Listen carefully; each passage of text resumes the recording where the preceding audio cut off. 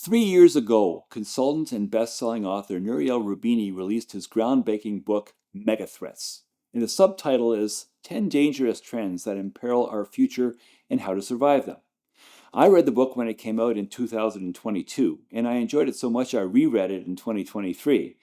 Before taking a moment to itemize each of the 10 megathreats, I should add that Rubini predicted that the confluence of multiple threats was such that there was almost certain to be a cascading effect, meaning one threat could easily spill over and set off others, which could magnify the threat.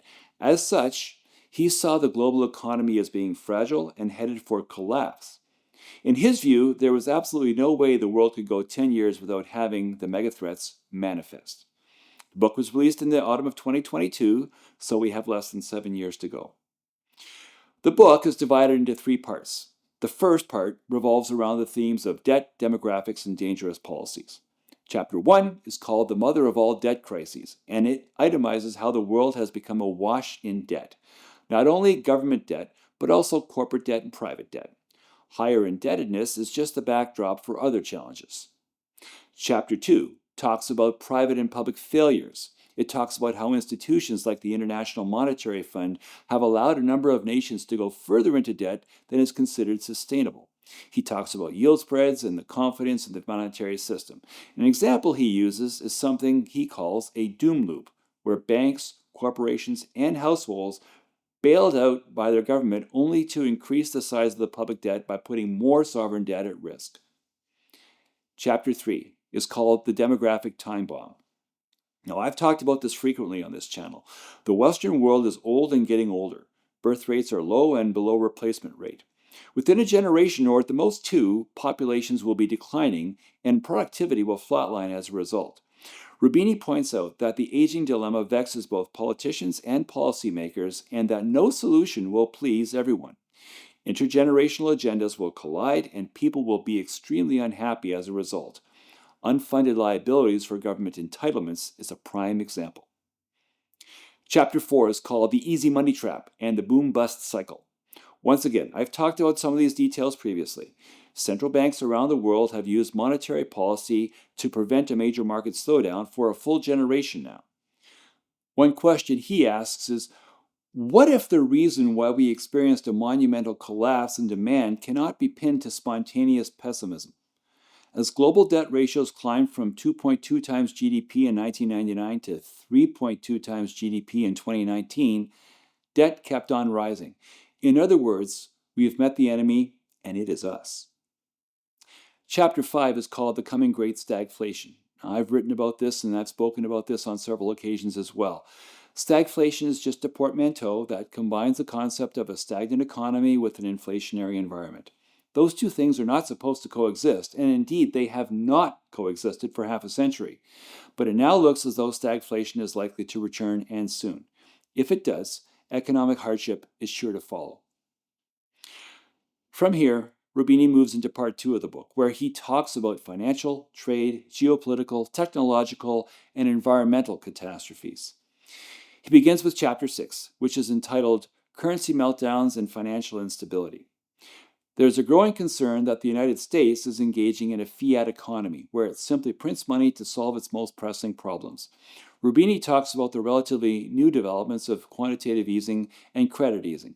He also worries that financial engineering can only go so far and notes that a stable value for any given currency needs to be established relative to an index of the prices of goods and services.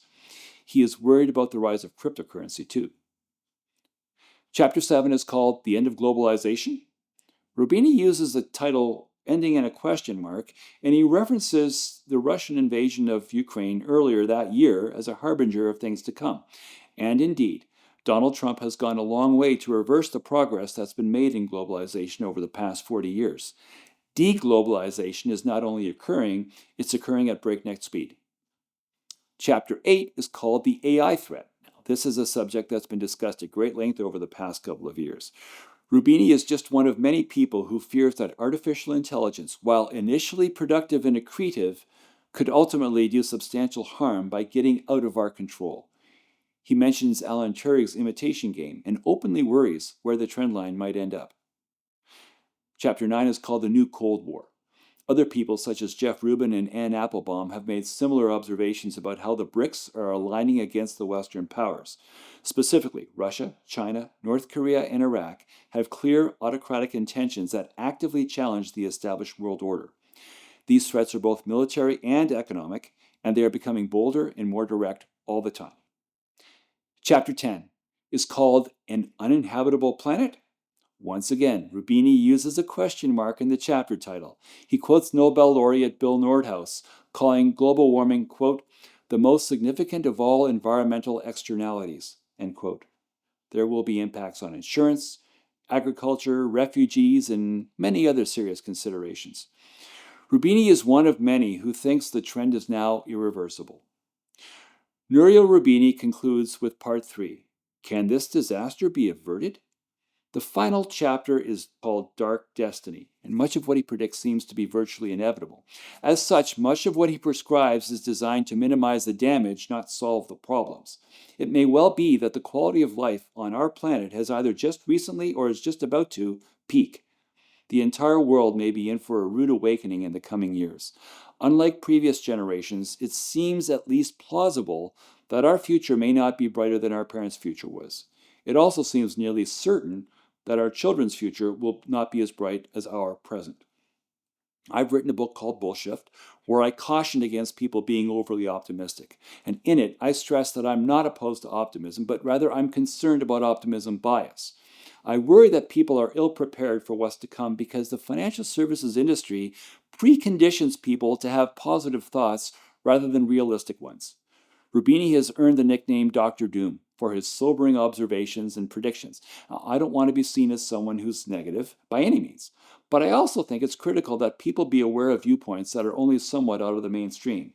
Unfortunately, Rubini has often proven to be right in the past. I'm simply trying to prepare people. Don't shoot the messenger, or in this case, the book summarizer.